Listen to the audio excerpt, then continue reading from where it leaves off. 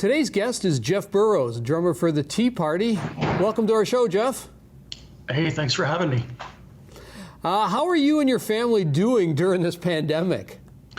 Like most, we're coping. We're getting to know each other even more, which can be a blessing. I mean, when you have adult boys around the house, they're not often around the house when they're this age. So it's kind of a blessing in disguise in that thing, so far as the family unit and spending being able to spend more time together. Yeah. How has COVID-19 affected you and the summer plans for the Tea Party? Well, yeah, so that tour officially has been postponed. It's not fun. No one enjoys, having to see things like that being moved or canceled. But it is a postponement. Everything is so in the air right now. We get asked all the time, like, how and when is it going to happen? And, it's not up to us. It's not up to band members or managers or agents, to be honest. It's at a higher level, and we can't do anything until this is sorted and there's proper protocol and safety for everyone, right? I think that's the biggest thing, is the uncertainty for everyone with COVID-19. Well, yeah, I mean, it affects everything restaurants aren't even open yet. So how are you going to put, 5,000 people in a room together? It's a difficult situation. So were you guys doing a lot of rehearsals before all this, or did this just catch up with you guys? Well, we would have been meeting in Vancouver for rehearsals, because Jeff, the singer, he lives in Australia. Stuart lives in Vancouver. And we would have been meeting up very soon, actually, for rehearsals and probably a bit of a writing session, because usually we take advantage of pre or post tour because we're together, because we live thousands of miles apart normally. So yeah, we would have been in rehearsals and sorted that stuff out. But even things such as our next EP that's to be released, where now the single is on hold and Warner Brothers doesn't know if they're releasing it in the next month or if they're going to release it in the next year. Everything is sort of in limbo, right? So It's unfortunate, but there are many people with much bigger problems than that. So we have to keep a positive spin on things. Yeah. Is this pandemic conducive for creativity for musicians when they're in self-isolation?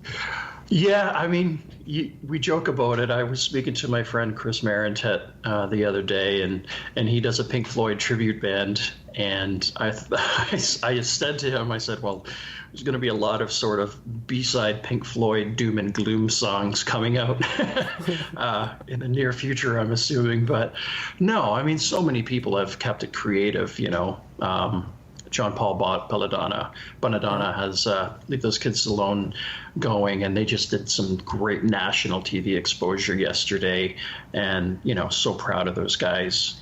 But I mean, everyone is doing anything and everything you can do. In the meantime, the Tea Party, Stuart, our bass player, keyboard player, came up with the idea of doing some covers for Canadian Mental Health Association, Windsor, Essex, and Conquer COVID-19 out of Vancouver.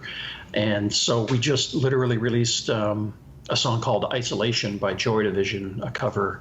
The video came out yesterday, and it's a ways and means we were able to just video ourselves on our iPhones in each of our own locations, and then we gave it to our friend who owns a drone video making company and his friends. So he called his friends around the world, and they just took drone video from New York City to Germany to Australia, et cetera, and made a little thing out of it. So it's something that we can do in the meantime. We don't make money on it, but it keeps the band top of mind and hopefully raise some money for charity. So, there's ways to do things, certainly. I mean, I hope there's a lot of great music that comes out, and I think there is. Yeah.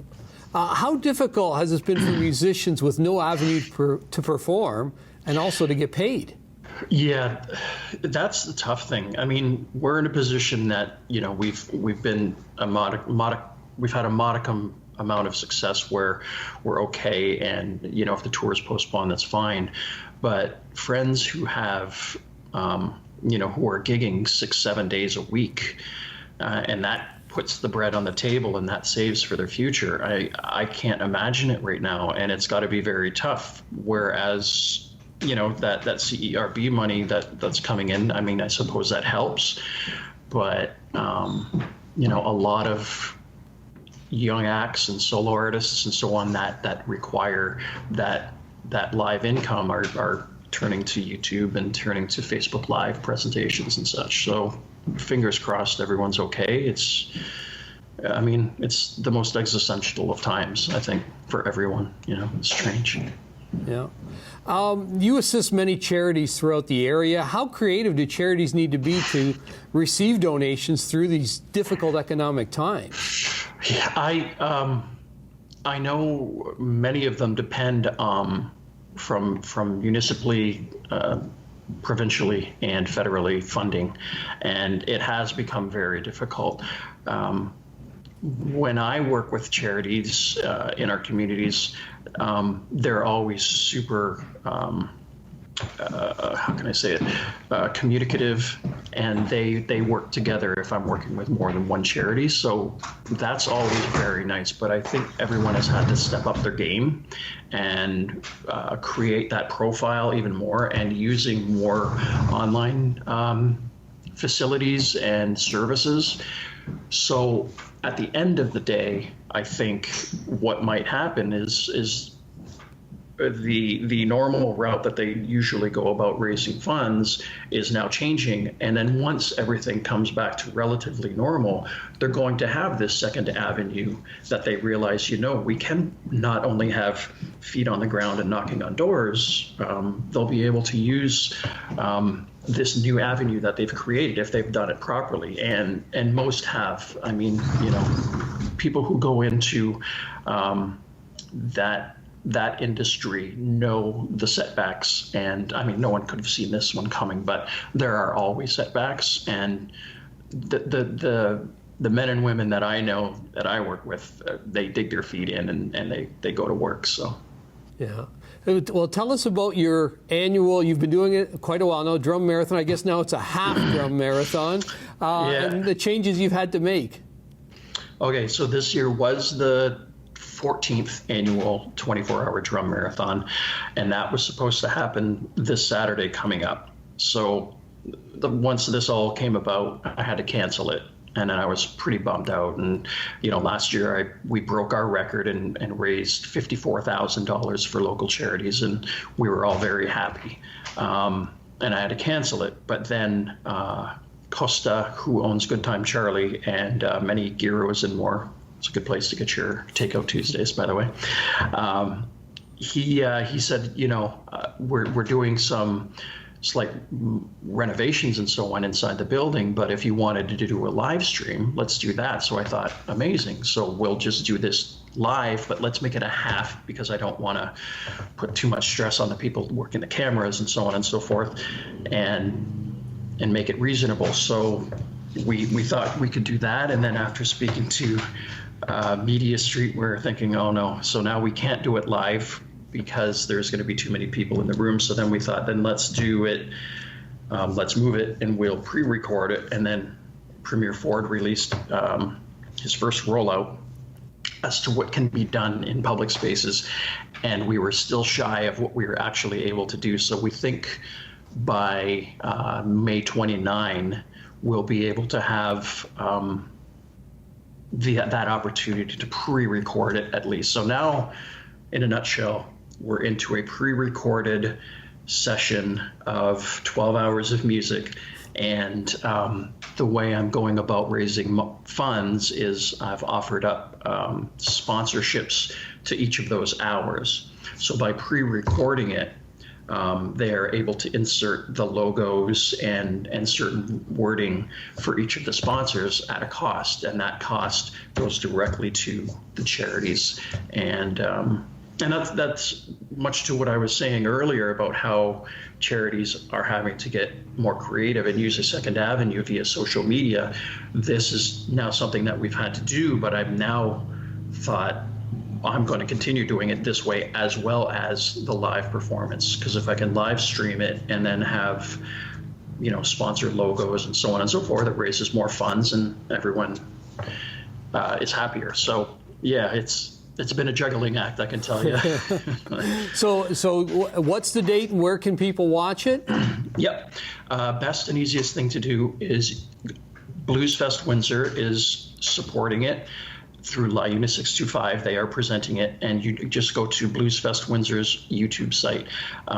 We've been running this Unity Front Porch Party through Blues Fest every Saturday night. So this is going to be part and parcel of that front porch party. So the last hour is going to be Jody Raffoul doing the front porch party with me on that Saturday. So Blues Fest Windsor YouTube page, subscribe to that, and it's Saturday, June 6th, 9 a.m. till 9 p.m. Excellent. And the charities where the funds are going to? Okay, so we've got the CMHA, we've got Maryvale, we've got the St. Clair College, we've got Harmony in Action, we've got In Honor the Ones We Love, and we've got the House of Sophrosine. Excellent. So you can watch it there online on my Facebook pages.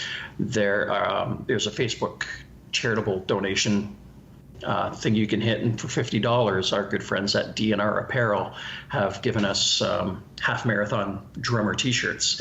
So if you make a $50 donation, you go on that list and I'll get you a t-shirt, and you can see what that looks like online on my Facebook accounts. Excellent. Yes, I did see the one that Jeff Martin did a couple weeks back. Yeah. And it was just amazing that when he rolled from Heaven's Coming Down into With or Without You from U2, that was phenomenal. Yeah, we put that together on our last tour, and I loved it. It was, the reaction to that has been amazing. That whole show has been fantastic. Excellent. Well, what are you looking forward to when the pandemic's over? Oh, there's many things. I'd like to go out to dinner with my wife. I'd like to go for a couple porch punts with my pals. Get back to work, get back to normal. Go on tour. Make people happy. Visit my mom. Visit my son. People that we haven't been able to see. Just what everyone else is looking forward to. Just that ability and opportunity to be able to communicate with people and hang out with people without that worry. So, well, I think we're all looking forward to that date. Yes, I think sir. there'll be a lot of hugs going around after that. Yeah. So, Jeff, just one more time, the Half Drum Marathon, June 6th? Yes, Saturday, June 6th, the Half Drum Marathon, and you can watch it at Blues Fest Windsor YouTube channel. Just subscribe to that, Blues Fest Windsor, from 9 a.m. until 9 p.m.